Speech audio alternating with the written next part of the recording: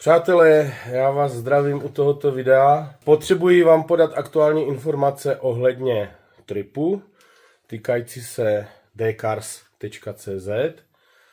Tripu konkrétně do Rumunska, kdy se chystáme na parádní cestu na snad jedny z nejkrásnějších silnic horských průsmyků v rumunských Karpatech, Transalpina a Transfagarašan. Vyjíždíme tedy po půlnoci z 8. na 9., což je čtvrtek, někdy 00:30 až 1 hodina v noci, tak nějak toho 9.7. s tím, že proběhnou 3 noclehy a celkem to zabere 4 dny. Čtvrtý den je neděle, vracíme se opravdu až asi zřejmě taky kolem té půlnoci. To znamená, pokud v pondělí jdete do práce, tak opatrně.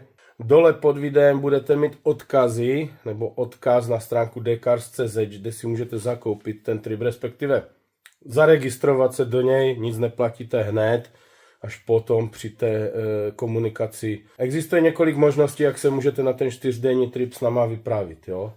Samozřejmě mnoho lidí uvítá jet vlastním vozem, není to problém. Můžete jet vlastním vozem. Není to tak, že byste si platili jenom nějaký můj coaching, platíte si vlastně úplně všechno v rámci toho tripu. Můžete jet svým vozem. Číslo 1. Můžete si pronajmout můj Ford Mustang, ne tento, to je od zákazníka, můj 500-koňový Ford Mustang, který je velmi výrazně upravený oproti normálnímu Mustangu, 5 litr V8. S tím, že můžete si ho pronajmout čistě, že je pro vás, to znamená vy ho řídíte a nikdo vám ho z rukou brát nebude. Můžete si také sebou vzít druhého člověka do toho vozidla, je to za zvýhodněnou cenu. Vy platíte nějakou cenu a ten řidič, ten druhý z té osádky, může se s váma vystřídat za volantem, samozřejmě musím řidičské oprávnění. Znamená, můžete jet 2, může to být váš kámoš, nemusíte jet sami. Další možnost, ta třetí, je, že jedete některým dalším vozem z flotily dcars.cz, to znamená auta, které spadají pode mě a jsou pojištěné patřičným způsobem. To znamená, máte na výběr z aut Mazda MX-5 Miata, Honda CRX Del Sol, Opel Calibra, jeden nebo druhý, každá z těch kaliber je jinak nakonfigurovaná. Jedna je více okresková, je snížená, to auto v zatáčkách vás bude nesmírně bavit, vypadá parádně, je upravené po mnoha stránkách legálním způsobem, ale nemá samozřejmě moc velký výkon, všechny ty 3 auta nejsou výkonně nějak ultra zajímavé, ale jsou zajímavé svým projevem a to neskutečným způsobem. Že všechny auta jsou nějakým způsobem upravené. Jsou upravené tak, aby byly řidičsky zajímavé. Z té flotily dcars. Honda CRX Del Sol je projekt, který právě stavíme, ještě není dokončený. Auto, ve kterém jsme utopili stovky tisíc korun proto, aby bylo řidičsky zajímavé. Bude mít nový lak, bude mít nová kola, bude mít upravené vlastně všechno, na co se podíváte, ale primár je to, ať to auto drží jak přibité na cestě a baví vás. S tím, že jako support máme dodávku, ve které je mnoho věcí, které se nám po cestě budou hodit. 4 dny, 3 noci. Pokud jedete vlastním vozem, platíte si palivo, platíte si samozřejmě pojištění vozu a to všechno, musí být technicky způsobilé. Řešíte si svoje pneumatiky a prostě věci týkající se aut si řešíte vy. Pokud by se vám stala nějaká nenadálá příhoda, my bychom to byli schopni technicky zvládnout, opravit v rámci toho, co spovezeme sebou v dodávce. Je vám to k dispozici, to technické zázemí, to znamená zvedák, nářadí, nějaké náplně, prostě oleje, chladiva, maziva a podobně. Pokud pojedete autem od dcars.cz, ať už si pronajmete Mustanga nebo některé z těch dalších zmíněných aut, neřešíte nic, co se týká aut. Pozor, neřešíte ani palivo. Skutečně neřešíte ani palivo. Tankuju já, vy to máte zahrnuto v ceně. Mustang vyžaduje specifické palivo 100 oktanové, ideálně, povezeme ho sebou, takže palivo máte v ceně, ať pojedete kterýmkoliv z těch vozů. Stejně tak, pokud si pronajmete Mustanga, můžeme se po domluvě přesunout do jiného vozu, nebo vy sami, ale pod nějaké instruktáži samozřejmě, vyzkoušet si i jiné z vozidel flotily dcars. My budeme pronajímat celé objekty. Celý objekt znamená obrovský třeba rodinný dům nebo nějaký velký penzion, který bude čistě pro nás a nikdo jiný tam v něm nebude. Všechno, co k němu bude patřit, ať už se bude jednat o saunu, bazén, tenisový kurt, to si nevymýšlím, to tam skutečně bude, kulečník a to všechno, co jsem zmínil, pokud to bude přístupné a bude to k dispozici i vám jakožto hostům. Další věc je stráva. To znamená, v dodávce se poveze občerstvení, to vám mohu poskytnout, to bude v ceně. To znamená pití a nejrůznější prostě svačinky a tyhle ty věci budou součástí. My budeme grillovat. My se domluvíme tak, aby jsme prostě grilovali všichni společně, aby vy jste se tím nějak extra nemuseli zatěžovat. Stejně tak, když půjdeme někam do restaurace nebo něco, tak to bude ve spolupráci prostě s tím ubytováním nebo s tím provozovatelem uděláno tak, aby vy jste se tím nemuseli zatěžovat a na stůl vám přistalo jednoduše jídlo. Toho, co vám za tu cenu nabídneme, je opravdu hodně a nejde jenom o to, že jedeme jako skupinka někam a máte kde spát, máte nějaké doplňkové služby v rámci toho ubytování, jsme si řekli, i tenis si můžete zahrát. Pokud bude čím, pokud bude bazén, zaplaveme si, pokud bude kulečník, zahrajeme si kulečník a tak dále. Během toho tripu budeme mít v každém voze vysílačky. V tom prvním ubytování bychom měli být v odpoledních hodinách, v pozdějších odpoledních hodinách, dejme tomu, a první den bude vyloženě odpočinkový. To znamená, budeme mít za sebou strašně dlouhou trasu, budeme si chtít odpočinout. V tom prvním ubytování můžete naskákat do bazénu, pokud bude teplá voda, nebo pokud se cítíte na jakoukoliv teplotu vody, která bude zrovna v bazénu.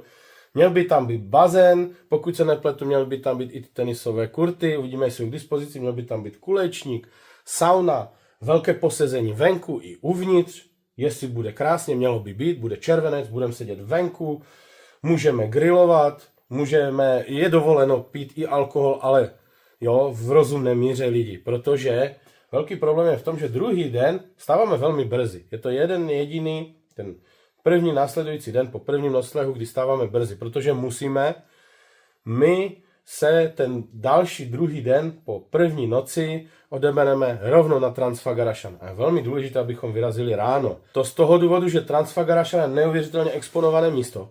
A pokud ho chceme mít v plné kráse, bez nějakých komplikací a přeplněné cesty nejrůznějšími dalšími automobily v podobě turismu a podobně, musíme skutečně vyjet dříve. Vyrazíme na Transfagarašan a celý den bude věnovaný té trase. Nebude to hektické. Budeme moci si zastavit na nejrůznějších vyhlídkách, prohlídnout okolí, udělat spoustu fotek, nahrát videa. Dokonce, když budou nějaké zatáčky, můžete si sjet párkrát nahoru dolů. Budou nějaké zatáčky, těch zatáček budou stovky, ale bude nějaké krásné místo, kde se chcete prostě projet tím roadstrem nebo Mustangem, tak všecko je to o domluvě, prostě si řekneme, jo, OK, náš kameraman veme drona, natočí vám videjko, natočí nám videjko, uděláme fotky, záběry, bude to paráda. Máš hlad, máš žízeň, zabušíš na dodávku, nebo řekneš do vysílačky, dostaneš pepsinu z dodávky, dostaneš čaj nebo kávu, dostaneš nějaké drobné občerstvení z dodávky, to je v ceně. Nahoře, jak jsem zmínil, že je to placené parkoviště, tam bude jedna taková samozřejmě velká hlavní zastávka, kde se v pohodě a v klidu rozejdeme, omrkneme si to, udělám tam třeba hodinovou zastávku, je tam veliké jezero Balea, vedle to ještě takové malinké jezírko, celé si to tam projdeme, všechno vám ukážu, jestli se chcete promenádovat beze mě, není problém, vemte si vysílačku, telefon, choďte si kam chcete a potom se zase setkáme na tom parkovišti a společně pojedeme zpátky. Pokud se chcete občerstvit přímo tam, buď se dohodneme nějakým způsobem spolu, že buď na vás počkáme, nebo tam pojíme společně, tam takový druh občerstvení, za mě jako takový průměr, jo, že tam něco grillujou a tak dále. Dávejte si pozor na polentu a tyhle ty věci. Oni dělají hodně věcí z kukuřice, jak žlutá hromádka, ono to vypadá lákavě a není to moc chutné, ale třeba to někomu bude chutnat. Mají tam klobásy z medvědů a skutečně medvědí klobásy, protože tam je přemnožení medvědy v horách a tak, jo, takže to už je všecko o tom, jak se domluvíme, kdo na koho kde počká.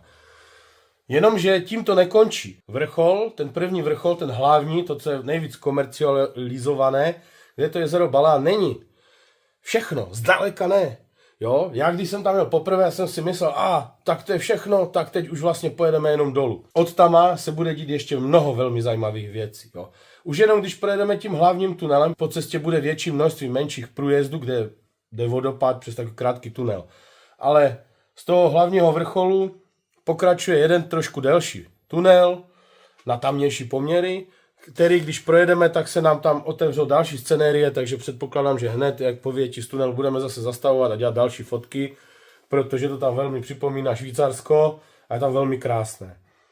Nicméně potom nás čeká opravdu ještě mnoho desítek, možná stovek zatáček a dlouhá cesta k cíli, která bude velmi krásná a malebná. Pořád přes ty Karpaty. Pořád pojedeme střídavě lesem, více zalesněným, méně zalesněným, nejrůznější viadukty, až se dostaneme na přehradní nádrž, obrovskou. Během trasy budou kratší zastávky na focení, na videa a tak.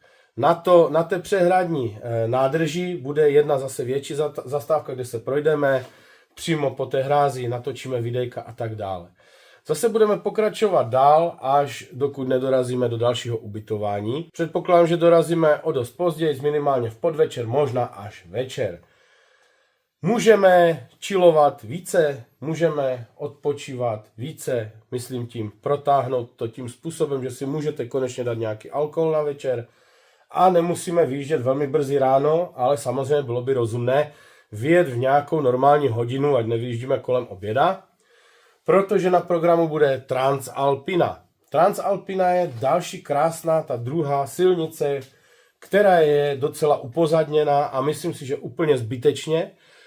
Ta silnice za mě nabízí daleko lepší jízdní zážitky, protože není tak lemovaná hustým porostem stromů, ale krásně vidíte do dály. Ty stoupáky jsou opravdu neskutečné, zatáčky taky jsou neskutečné a můžete si tam dovolit jako v uvozovkách více blbnout s tím autem, aby to bylo bezpečné, abyste se nemuseli bát, že vám tam někdo... Kolem té trasy uvidíme, krávy se tam různě potulujou, nahoře se potulujou osly, a bude taky samozřejmě několik zastávek po cestě. Je to tam celkově prázdnější, ten turistický ruch tam není tak přehnaný, proto si můžeme dovolit vyjet později.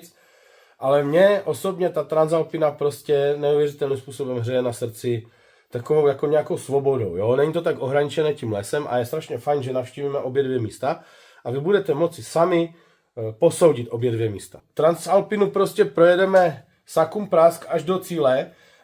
Tentokrát my si budeme muset, já jsem měl v úmyslu najít to třetí ubytování někde hned na konci Transalpiny, ale s ohledem na to, že jsem chtěl, aby to ubytování pro vás bylo na úrovni a měli jsme zase pronajatý celý objekt se vším všudy, ve veškerém komfortu pro nás všechny, tak musíme popojet trošku dál, takže se trošku projedeme a předpokládám, že dorazíme až někdy zase minimálně v podvečer, spíše večer, do posledního třetího ubytování, kde opět se bude opakovat to, co předtím, opět prostě nebude problém ugrilovat, relaxovat jakýmkoliv způsobem. Následující den zase vstáváme v nějakou normální hodinu, ať jsme všichni dokonale odpočatí a tentokrát poslední den už bude zasvěcen cestě zpátky domů. Návrat bude opět, tak jak jsme vyjížděli o půlnoci, tak si myslím, že se budeme vracet o půlnoci, jo, plus minus. Pokud máte nějaké dotazy, pište mi to, kontakty máte tentokrát na stránce dkrs.cz, pište mi třeba na e-mail, koukněte, je tam telefonní číslo, můžete mi volat na to číslo, můžete mi psát na WhatsApp, pokud vás něco zajímá, pokud máte nějaké dotazy.